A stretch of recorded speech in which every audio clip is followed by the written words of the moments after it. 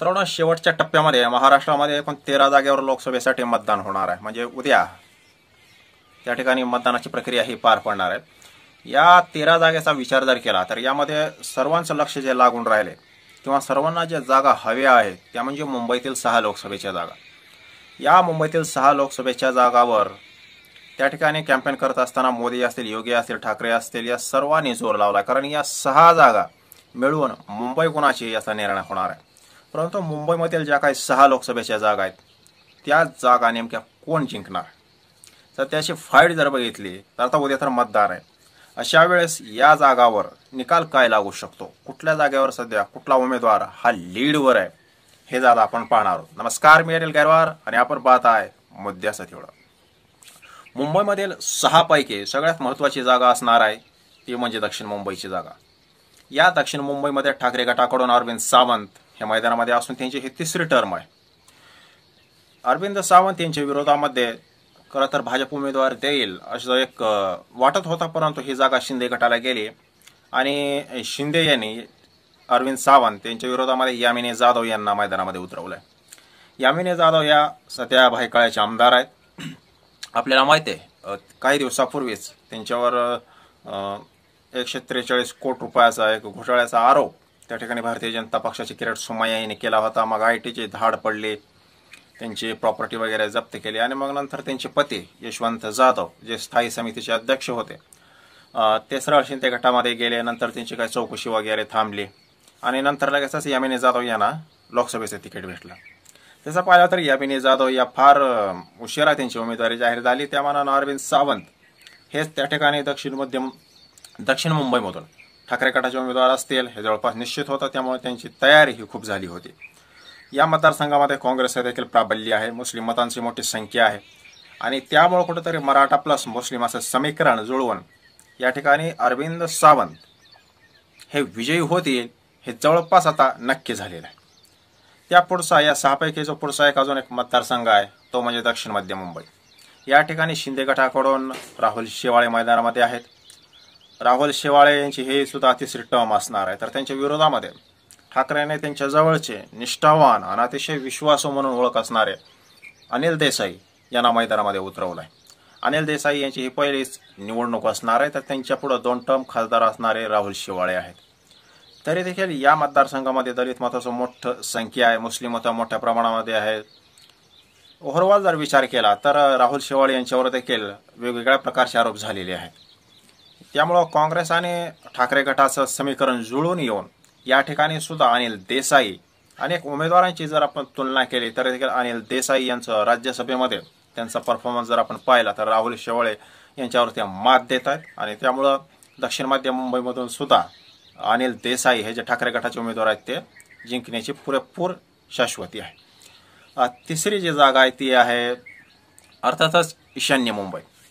ईशान्य मुंबईमध्ये मराठा मुस्लिम यांची जेवढी संख्या आहे तेवढी संख्या गुजराती मतांची आहे आणि त्यामुळंच भारतीय जनता पक्षाने या मतदारसंघामध्ये गुजराती उमेदवार मिहीर कोटेचा यांना मैदानामध्ये उतरवलं आहे. मनोज कोटक आधी त्या ठिकाणी खासदार होते, त्यांचं तिकीट कापलं गेलं आणि मिहीर कोटेचा यांना मैदानामध्ये उतरवलं आहे. त्यांच्या विरोधामध्ये NCP कडून एकदा खासदार म्हणून राहिलेले संजय देना पाटील हे मैदानामध्ये आहेत. म्हणजे NCP कडून त्या खासदार राहिले होते, यावेळेस ते ठाकरे गटाकडून त्या ठिकाणी मैदानामध्ये आहेत. तसं पाहिलं तर या ठिकाणी मोठ्या प्रमाणामध्ये राडेबाजी झाली, पैशाचे वाटपाचे आरोप सुद्धा झाले. या ठिकाणचं मतदारांचं आपण एक वर्गीकरण केलं तर जेवढं मराठा आहेत त्याच्यापेक्षा जास्त गुजराती मतं आहेत. मुलुंड वगैरेचा हा जो भाग आहे त्या ठिकाणी गुजराती मतं मोठ्या प्रमाणामध्ये आहेत. याचा फायदा कुठेतरी मिहीर कोटेचा यांना होताना दिसतोय. त्यातच गुजराती विरुद्ध मराठी असा वाद जाणीवपूर्वक पेटवला गेला. संजय देना पाटील यांची भिस्त खास करून मराठा मतदार आणि मुस्लिम मतदारावर आहे, कारण ते NCP कडून एकदा खासदार राहिलेले आहेत. या सगळ्यांचा विचार जर केला तर ईशान्य मुंबईमध्ये सध्या तरी भारतीय जनता पक्ष काही अंश आघाडीवर वाटतंय, परंतु ईशान्य मुंबईची अगदी फायनल सांगायचं म्हटलं तर ही जागा 50-50वर येऊन ठेपली. म्हणजे शेवटच्या क्षणी जो जास्त धावपळ करेल, जो मतदारांना मतदान केंद्रापर्यंत नेऊन त्या ठिकाणी मतदान घडवून आणेल, तो ईशान्य मुंबईची जागा जिंकणार. त्या पुढचा जो मतदारसंघ आहे तो मतदारसंघ म्हणजे मुंबई उत्तर मध्य. ही जागा चर्चेत येण्याचं कारण म्हणजे भाजपनं ऐन वेळी कायदेतज्ञ उज्ज्वल निकम यांना मैदानामध्ये उतरवलंय. तसं पाहिलं तर त्यांचा फार काही जनसंपर्क नाही, परंतु भारतीय जनता पक्ष यांच्या जे काही यंत्रणा आहे, नेटवर्क आहे, त्यावरच त्यांची संपूर्ण भिस्त असणार आहे. तर त्यांच्या विरोधामध्ये काँग्रेसने अतिशय हेवीवेट नेत्या मुंबई काँग्रेसच्या अध्यक्ष वर्षा गायकवाड यांना मैदानामध्ये उतरवलं.